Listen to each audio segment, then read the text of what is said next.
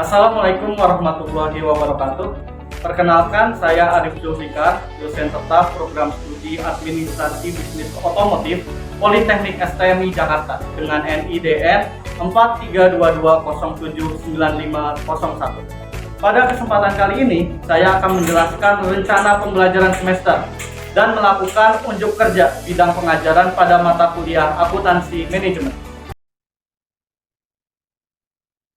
Pada kesempatan kali ini, saya akan menjelaskan rencana pembelajaran semester mata kuliah akuntansi manajemen pada program studi D4 Administrasi Bisnis Otomotif pada semester 3 dengan jumlah SKS sebanyak 2. Mata kuliah akuntansi manajemen ini membuat mahasiswa belajar mengenai prinsip-prinsip, konsep, metode, dan teknik untuk menganalisis alternatif-alternatif keputusan. Alternatif yang dipilih adalah alternatif yang terbaik memiliki keuntungan paling tinggi dan berdampak positif terhadap perusahaan. Capaian pembelajaran program studi yang dibebankan pada mata kuliah dimulai dari menginternalisasi nilai, norma, dan etika akademik sampai dengan mampu mengambil keputusan secara tepat berdasarkan analisis data dan informasi. Capaian pembelajaran mata kuliah itu sendiri yaitu mahasiswa mampu menganalisis informasi biaya sebagai dasar pengambilan keputusan terbaik dari berbagai macam alternatif. Kemampuan akhir yang diharapkan atau sub CPMK, pertama, mahasiswa mampu menjelaskan ruang lingkup akuntansi manajemen. Kedua, mampu menjelaskan konsep klasifikasi dan pemisahan biaya. Ketiga, mampu menghitung biaya perusahaan. Keempat, mampu membuat perencanaan dan anggaran perusahaan. Kelima, mampu menganalisis profitabilitas dan beban biaya perusahaan.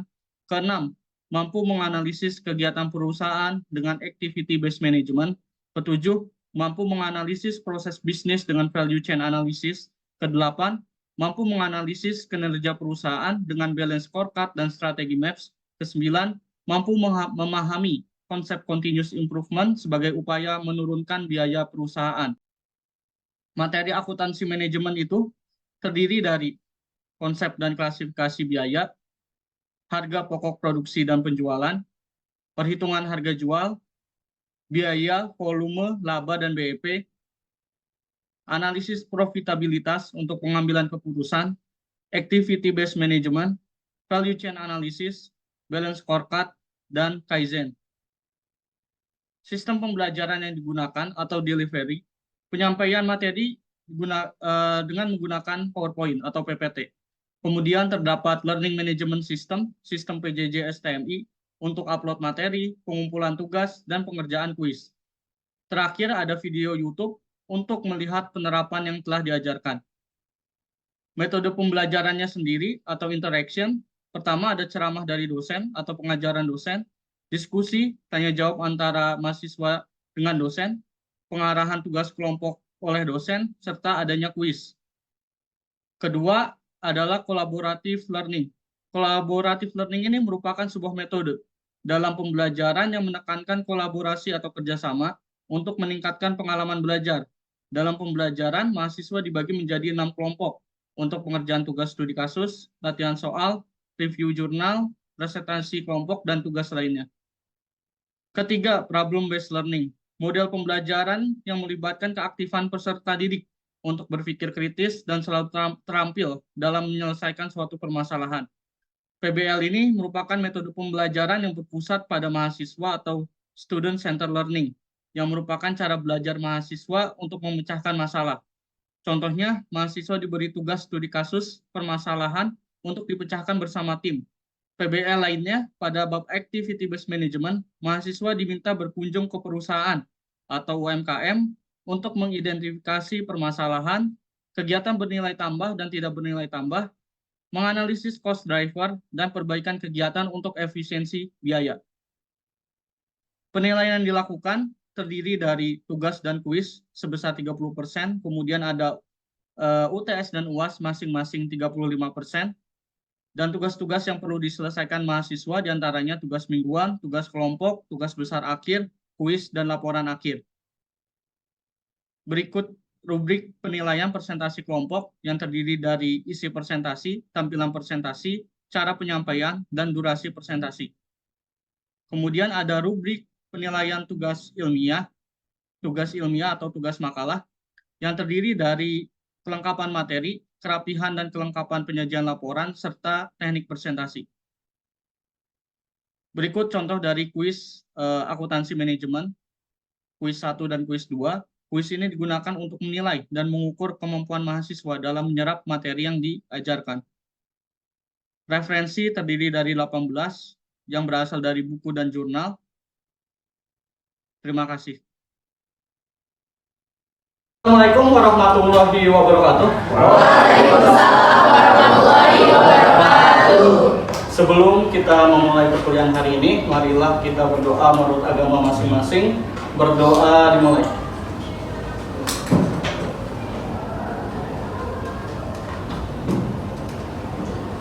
Berdoa selesai. Oke, rekan-rekan semua, bagaimana kabarnya hari ini? Masih semangat kan, walaupun udah siang? Oke. Ya, jadi untuk materi yang akan saya ajarkan sekarang ini sangat menarik ya, mengenai activity based management atau manajemen berbasis aktivitas. Sebelum kita masuk materi selanjutnya, saya ingin mereview dulu nih materi yang minggu lalu ya. Kita minggu lalu ini mempelajari mengenai analisis profitabilitas. Bagaimana kita mencari bisnis mana sih yang lebih untung antara membuat produk A atau produk B. Nah, sebelum masuk ke materi selanjutnya, saya mau coba review dulu nih materi minggu lalu. Saya coba minta satu orang ya. Meta, bisa tolong review materi minggu lalu? Oke, baik Pak. Secara garis besar itu materi minggu lalu menghitung profitabilitas dan mencari beban biaya perusahaan. Yang pertama itu untuk mencari profitnya bisa pendapatan dikurang dengan biaya dengan beban produksi. Dan beban produksi sendiri terdiri dari bahan baku langsung, tenaga kerja langsung, dan overhead variabel dan overhead tetap. Overhead variabel itu berisi bahan baku penolong, overhead tetap berisi depresiasi, biaya mesin, sewa mesin, dan lain-lain. Oke, terima kasih Meta. Jadi reviewnya udah sangat lengkap ya. Jadi artinya saya bisa tahu nih bahwa materi minggu lalu ternyata sudah pada paham ya. Ya, tadi kita lihat ternyata beban produksi itu dari pendapatan kita kurangi beban ya. Ada bahan baku, tenaga kerja, sama overhead yang tadi sudah disebutkan dengan contohnya. Nah, tapi jangan lupa juga terapannya ya. Jadi terapan dari akuntansi manajemen ini kita kan kemarin menghitung lebih untung mana sih antara memproduksi atau membuat sendiri ya bahan baku tersebut. Kemudian kita juga apabila kita punya aset lebih baik disewakan atau kita jual aja. Kemudian satu lagi ketika kita mau usaha, pilih bisnis A, B atau C yang lebih menguntungkan. Nah, itu jadi review singkat materi minggu lalu. Materi minggu ini kita mempelajari analisis kegiatan perusahaan dengan ABM. Di sana nanti kita akan belajar pengertian dan keunggulan. Kemudian ada aktivitas bernilai tambah dan tidak bernilai tambah, metode ABM, dan manfaatnya untuk apa sih kita belajar ABM ini? Karena kita dapat meningkatkan profit perusahaan dengan menghilangkan aktivitas yang kita sebut tidak bernilai tambah atau tidak bermanfaat untuk perusahaan. Nah, jadi saya akan memberi definisi dulu. Jadi ABM ini adalah suatu sistem manajemen ya, bagaimana kita mengendalikan aktivitas-aktivitas. Aktivitas dibagi dua nanti, yang kita kenal dengan proses value analysis, di mana di sana ada aktivitas bernilai tambah dan tidak bernilai tambah. Yang tidak bernilai tambah ini kita coba hilangkan karena tidak memberi manfaat. Kemudian ada activity based costing. Jadi activity based costing ketika kita sudah tahu kegiatan-kegiatannya, akan kita bebankan ya kepada yang disebut dengan cost driver atau pemacu biaya. Seperti ketika penggilingan, proses penggilingan ada biaya listrik, kemudian ketika proses menyimpan bahan baku mungkin di sana ada tenaga kerja. Jadi kita akan menghitung biaya per aktivitasnya, disebut dengan activity based costing. Nah, kemudian keunggulan ABM ini intinya dia menjadi continuous improvement perusahaan atau dia perbaikan berkelanjutan yang dilakukan secara terus-menerus, kecil tapi terus-menerus dan menyeluruh pada semua stakeholder, sehingga dapat meningkatkan value pelanggan, menurunkan biaya, dan mengalokasikan sumber daya pada aktivitas yang memang penting di situ. Nah, kenapa sih faktor-faktor yang membuat ABM ini berhasil? Pertama itu yang paling penting adalah budaya organisasi. Kalau budaya organisasinya baik, tentunya karyawannya nanti akan inisiatif, mempunyai perilaku yang baik, sehingga dia akan memberikan saran-saran perbaikan untuk perusahaan setiap bulannya. Tidak hanya diam gitu. Apabila ada masalah, kemudian ada sesuatu yang menganggur, dia akan mempunyai ide perbaikan. Begitu juga dengan komitmen manajemen dan stakeholdernya. Semua itu harus ikut berpartisipasi dalam continuous improvement tersebut. Karena manajemen puncak paham manajerial dan yang bawahnya adalah paham hal-hal teknis. Serta pelatihan, tentunya kompetensi SDM perlu ditingkatkan agar kualitas dari kinerja internal dapat meningkat. Ya, jadi misalnya apa sih value added activity atau aktivitas bernilai tambah ya? Jadi aktivitas bernilai tambah ini aktivitas yang harus ada. Kalau misalnya tidak ada, nanti tidak akan menjadi suatu produk. Misalnya aja Alif nih duduk di kursi ya. Nah, pembuatan kursi ini kan ada proses pemotongan, pengecatan. Bayangkan kalau tidak ada pemotongan dan pengecatan, tentu tidak jadi kursi. Nah, itu berarti itu yang disebut dengan aktivitas bernilai tambah. Jadi harus ada. Kemudian ketika kita membuat yogurt itu kan pasti ada proses fermentasi sehingga menghasilkan yogurt menggunakan bakteri ya. Tapi kalau tidak ada proses fermentasi ya jadinya susu biasa kan. Nah, itu makanya disebut dengan aktivitas bernilai tambah. Oke, saya rasa udah paham sampai sini. Nah, saya lanjut dengan aktivitas tidak bernilai tambah.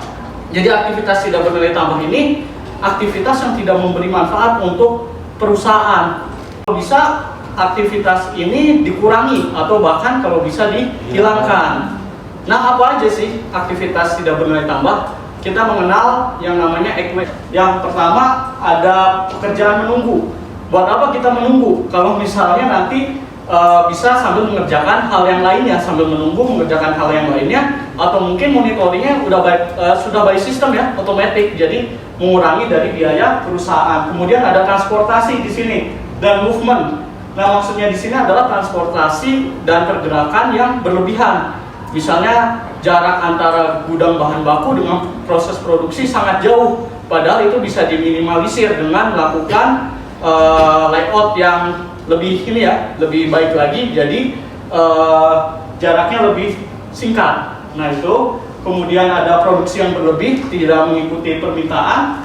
Ada juga proses yang berlebihan, pergerakan yang berlebihan, bahan kotor diproduksi, dan adanya orang yang tidak bekerja, tidak dikaryakan ya, menganggur sampai dengan inventory yang berlebih. Nah, di sini ada juga non value added. Ada beberapa aktivitas non value added ini masih dibutuhkan. Seperti apa? Pemeriksaan kan. Tentunya dalam proses produksi kita ada QC namanya. Ini masih dibutuhkan. Tapi mungkin jumlahnya yang tadinya sehari 3 kali bisa diminimalisir menjadi 2 kali dengan sistem kerja yang lebih baik. Jadi tidak dihilangkan tapi diminimalisir. Tapi juga ada yang pure waste atau benar-benar pemborosan ya. Ya, contohnya tadi ketika kita bekerja tempatnya terlalu jauh, kemudian kita di sini ada pergerakan yang tidak berlebihan seperti ketika mengupas kulit udang pergerakan kita terlalu banyak. Nah, itu bisa dieliminasi atau dihilangkan. Ya, sampai sini dulu. Saya ingin tahu ada yang mau bertanya. Oh ya, silakan Fahmi. Perkenalkan, nama saya Fahmi. Saya ingin bertanya, kenapa kelebihan inventory termasuk ke dalam waste? Kalau misalnya kita kan memiliki banyak kelebihan inventory, bukannya itu dapat disimpan untuk memenuhi kebutuhan atau permintaan konsumen di kemudian harinya? Oke, sip. Terima kasih pertanyaannya, ini bagus ya. Jadi kenapa sih kelebihan inventory itu malah jadi waste? Padahal kan kalau lebih inventory-nya ketika permintaan naik tinggal kita keluarkan ya. Nah, jadi sebenarnya ketika kita menyimpan barang ini, di sini ada biaya ya, ada biaya. Bayangkan perusahaan itu menyewa gudang, menyewa suatu gudang. Nah, tentunya semakin banyak inventory, semakin tinggi juga cost ya. Dan di beberapa produk komoditas dan hal-hal lainnya seperti komoditas pertanian, katakanlah ikan ya, ketika kita menyimpan ikan itu dia di dalam freezer kan. di dalam air conditioner, dan itu memerlukan biaya penyimpanan juga. Nah, jadi semakin banyak penyimpanan tentunya semakin tinggi juga biayanya. Jadi yang baik yang mana sih? Yang baik adalah yang optimal, tidak tinggi dan juga tidak terlalu rendah. Artinya dia cukup dengan stok gudang kita, tidak tinggi karena akan melebihi stok gudang, menambah biaya. Kalau terlalu rendah juga biaya pesanannya yang akan menjadi tinggi. Jadi inventory yang baik adalah inventory yang optimal di sini. Oke, bagus Fahmi pertanyaannya. Nanti kalau ada yang masih mau ditanyakan silahkan aja ya, raise hand, saya akan menjawab. Nah, saya akan menjelaskan dulu tahapan dari activity based management. Yang pertama adalah mengidentifikasi proses dahulu yang terpenting ya. Kemudian kita bedakan nih, ada identifikasi aktivitas tidak bernilai tambah dan bernilai tambah. Kemudian kita bebankan biayanya berdasarkan tenaga kerja, listrik kah, atau mungkin dia pembebanan secara langsung karena diketahui biayanya ya. Kemudian kita ukur kinerja biaya sampai kita melaporkan penghematan biaya di sini. Nah, ini ada contoh ya, minuman fermentasi mulai dari bagian aktivitas persiapan, membeli bahan baku, menggiling buah, sampai dengan pengolahan ya. Ada air, kemudian ada ekstrak buah, sama proses fermentasi, sampai dengan proses pengawasan. Tapi sebelum kita masuk ke proses ini, nanti saya ingin coba nih, ada soal nih. Kira-kira udah paham sebelum sih aktivitas bernilai tambah dan tidak bernilai tambah? Nah, soalnya adalah bagaimana membedakan tentukan aktivitas tidak bernilai tambah. Nah, ini saya ada soal nomor 1 nih. Kira-kira siapa yang coba? Oh ya, Dina, silakan maju ke depan. Ya, boleh. Nah, kira-kira di antara pemotongan, pengecatan, dan menunggu mesin, aktivitas mana yang tidak bernilai tambah? Yang menunggu mesin berproses. Oh, itu kenapa? Karena kan harus sembari menunggu mesin itu seharusnya ada kegiatan lain yang bisa dilakukan seperti monitoring layar. Oh iya, monitoring layar atau kegiatan pekerjaan lainnya ya. Jadi daripada kita nungguin doang ya, kita kerja membuat laporan atau mungkin kita komunikasi dan rapat dengan bagian lain. Nah, ini hanya menunggu, tentunya perusahaan rugi ya, karena pekerja itu tidak bekerja. Oke, bagus Dina, udah benar ya jawabannya ya. Oke, sudah kita kasih. Nah, ini ada juga nih nomor 2. Siapa yang mau coba? Oh, Fajra, boleh nih maju ke depan nih. Di sini nih. Kira-kira mana nih yang tidak bernilai tambah, Fajra? Saya pikir perpindahan barang. Perpindahan barang yang lama. Kira-kira kenapa itu? Karena kalau perpindahan barang dengan waktu yang lama itu bisa membuang waktu. Oh, buang-buang waktu ya. Harusnya bisa kita relay out lagi ya, yang lebih dekat, lebih. Jadi cepat. Betul. Oke, ini tentunya yang mau masukkan bahan baku itu udah jelas bernilai tambah karena memang penting. Oke, jawaban Fajra tepat, tapi memang belum tepat seluruhnya. Karena ada satu aktivitas lagi nih yang tidak bernilai tambah. Jadi benernya 1 dari 2. Nggak apa-apa, tetap kita kasih tepuk tangan dulu. Sebenarnya juga termasuk waste ya, artinya bukan produksi berlebih sesuai permintaan, tapi dia tuh melebihi permintaan. Tidak kita melamarkan tidak sesuai metode peramalan perusahaan untuk inventory dan produksinya. Jadi nanti efeknya juga adalah ke inventory yang berlebih, akibatnya biaya penyimpanan berlebih. Jadi ini termasuk waste juga. Oke, sudah bagus, sudah mencoba. Saya juga ada soal lagi nih, 2 lagi ya. Nomor 3, siapa yang mau mencoba?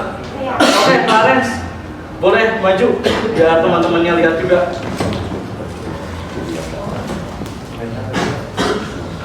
Kira-kira aktivitas yang tidak bernilai tambah apa nih, Clarence? Dari ketiga yang paling penting Pak, yang memeriksa kembali kualitas produksi setelah fermentasi. Oke, ini udah tepat ya. Kira-kira kenapa nih? Pemirsaannya nggak harus berkali-kali itu pakai sekali aja. Oh iya, mungkin dari 5 kali bisa diminimalisir jadi 2 kali karena kan kita perlu efisiensi biaya. Oke, Clarence sudah tepat. Kita mau coba nomor 4. Saya Pak. Oh ya, Alif, gimana Alif? Saya mencoba kalau saya tambah koreksi Pak. saya itu yaitu pemeriksaan proses realisasi selama 20 hari, Pak. Iya, kenapa tuh?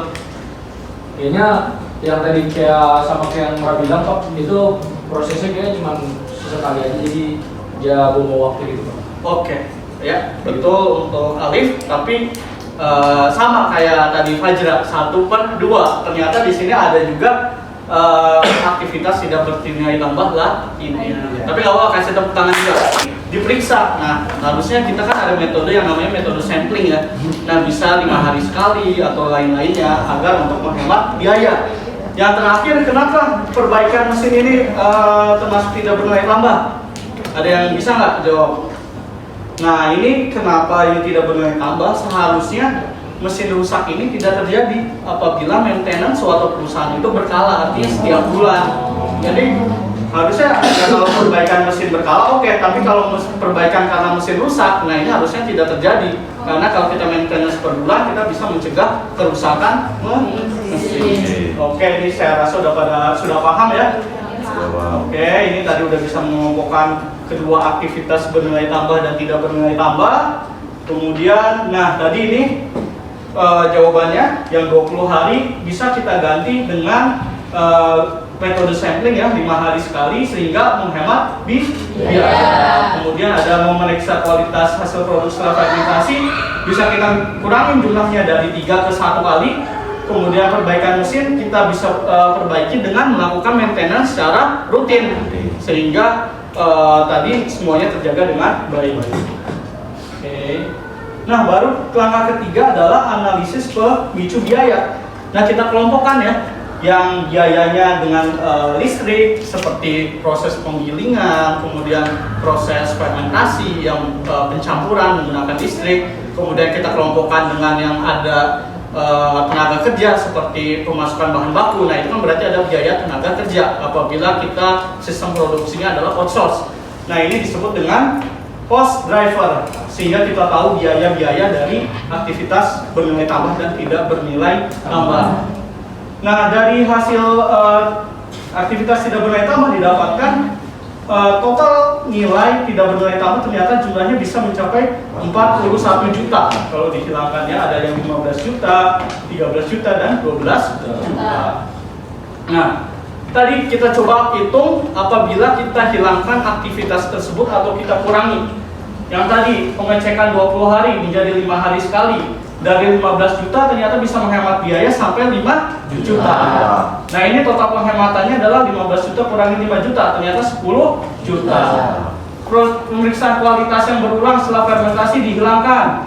Nah, jadi ada total penghematan sebesar 13 juta kurang 0, jadi 13 juta. Perbaikan mesin dan peralatan yang sampai rusak tadi 12 juta, ternyata kita rawat secara rutin hanya 200.000 per bulan. 12 juta kurangi 200.000, ketemu 11.800.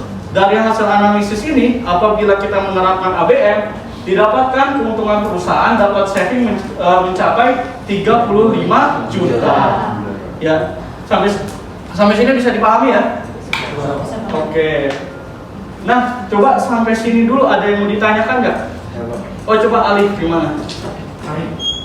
Ari, ya Ari tadi gimana Ari? Saya ingin bertanya, bahkan tadi kita sudah mengetahui apa ini maksud aktivitas nilai tambah dan tidak bernilai tambah. Jadi pertanyaannya, apa sih penerapan ABM itu di bidang perusahaan atau di industri lainnya? Oh ya, selain minuman fermentasi itu ya. Oh, oke. Sekarang jadi penerapan lainnya contohnya dalam bidang perusahaan ya, ketika melakukan proses transfer bank. Yang tadinya ketika ada suatu perusahaan yang transfernya menggunakan metode yang biasa ya, artinya konvensional, itu memerlukan biaya admin setiap transfernya. Bayangkan berarti kalau 1.000 transaksi per bulan, berarti dia harus membayar sebanyak 5 juta kan? Nah, kita ubah dengan metode aplikasi yang free gitu ya, seperti Flip dan lain-lainnya yang gratis, sehingga dia bisa menghemat biaya. Contohnya juga di perhotelan nih, kita kan biasanya sering pelayan itu memeriksa kamar ya secara berulang ya. Nah, itu bisa kita kurangin tuh. Bisa kita menggunakan pemasangan CCTV dan lain-lain, hingga si pegawai melakukan hal kegiatan lainnya dan itu akan memberikan keuntungan terhadap perusahaan. Oke, penerapan lainnya, misalnya dalam hal transportasi tadi ya, ketika misalnya jarak dari gudang bahan baku ke proses produksi jauh, kemudian jarak dari pengiriman ke tempat pemasaran jauh, nah kita bisa melakukan yang namanya re-layout, tata kelola letak ya, sama kita juga mengurangi jalur-jalur yang membuat macet, sehingga perusahaan dapat saving cost-nya di sana. Oke, tadi menarik ya, ternyata ada pertanyaan terapan, penerapannya bagaimana. Nah ini kebetulan nanti ada tugas nih untuk minggu depan ya, karena supaya lebih memahami lagi nih. Jangan pusing, nggak apa-apa nih kelompok tugasnya, tenang aja ya, tenang aja. Nah jadi saya minta tolong nanti per kelompok ya, biasa yang udah saya bagi 6 itu ya, coba review 2 jurnal mengenai activity based management. Formatnya sudah seperti format review jurnal yang saya berikan tugas-tugas sebelumnya. Nanti akan dipresentasikan per kelompok ya. Kemudian juga tugas yang satu lagi nih, saya minta mahasiswa ini untuk ke tempat studi kasusnya ya, misal UMKM atau IKM seperti bengkel, ya seperti bengkel, kemudian frozen food yang mudah-mudah ya, untuk menentukan proses bisnis dan menentukan aktivitas yang bernilai tambah dan tidak bernilai tambah. Sampai itu dulu saja gitu ya. Nanti akan kita bahas di minggu depan supaya lebih paham. Nah oke, tadi kita udah satu sesi ini agak panjang. Saya mau masuk proses review nih, kira-kira kita belajar apa sih hari ini. Saya sampling aja nih. Coba Firza deh. Oke Pak. Apa yang didapat hari ini? Dari review dan kesimpulan dari activity based management berperan dalam continuous improvement dan terdiri dari aktivitas bernilai tambah dan tidak bernilai tambah, seperti itu Pak. Oke, bagus, udah lengkap. Coba yang lainnya lagi nih. Apa yang kita pelajari hari ini? Aulia, coba.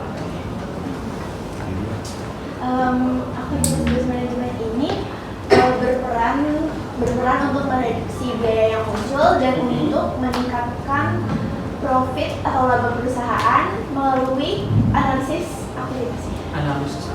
Oke, sudah tepat juga. Kemudian saya sedikit menambahkan saja ya. Jadi tadi sudah ada mengurangi reduksi, memberi nilai tambah. Jangan lupa step dari ABM tersebut, menentukan aktivitas-aktivitas produksinya, proses bisnisnya. Kemudian kita bedakan menjadi aktivitas bernilai tambah dan tidak bernilai tambah. Kemudian kita lakukan pembebanan cost driver ya di sana.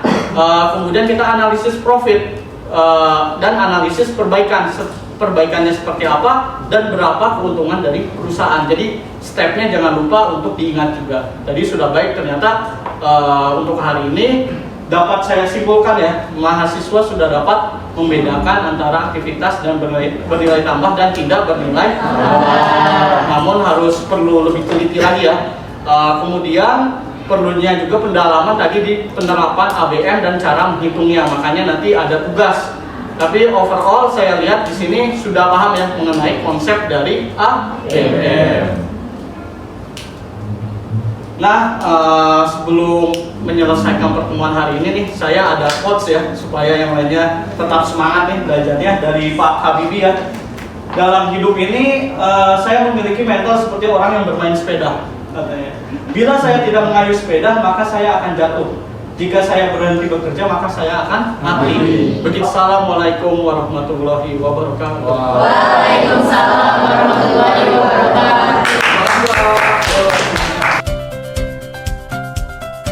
Di pertemuan selanjutnya, mahasiswa melakukan pembelajaran collaborative learning dan problem based learning. Tujuannya untuk memecahkan permasalahan activity based management yang didapat dari objek studi kasus melalui diskusi kelompok dan review jurnal. Setelah itu, setiap kelompok akan mempresentasikan hasil pembelajarannya. Atas kerjasama dan perhatiannya, saya ucapkan terima kasih. Wassalamualaikum warahmatullahi wabarakatuh.